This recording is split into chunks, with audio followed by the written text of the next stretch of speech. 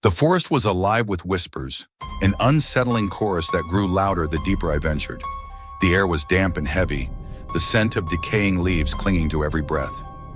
My flashlight beam quivered as I scanned the trees, their skeletal branches clawing at the ink-black sky. I had no intention of coming here, not tonight, but when I found the old map tucked inside my grandmother's attic, curiosity got the better of me. She used to warn me about this place, calling it the Wailing Woods. I thought it was just another one of her tall tales, meant to keep me in line as a kid.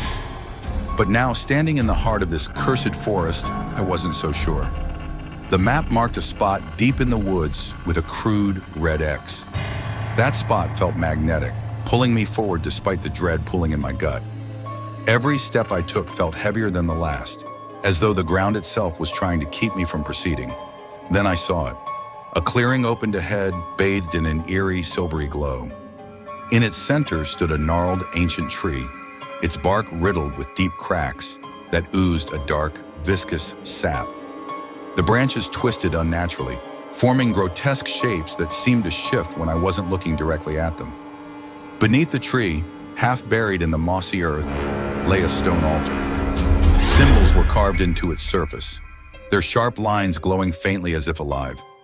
My flashlight flickered and died, plunging me into darkness.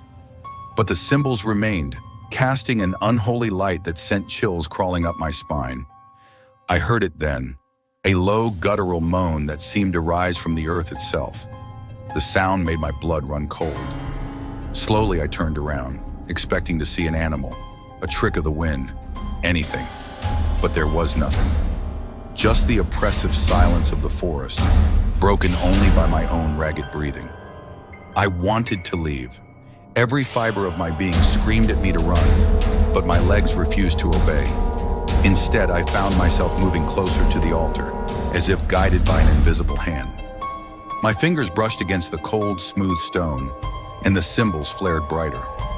The ground beneath me trembled, and the moaning grew louder, more insistent. Shapes began to coalesce around the clearing, shadowy figures with hollow eyes that seemed to pierce through me.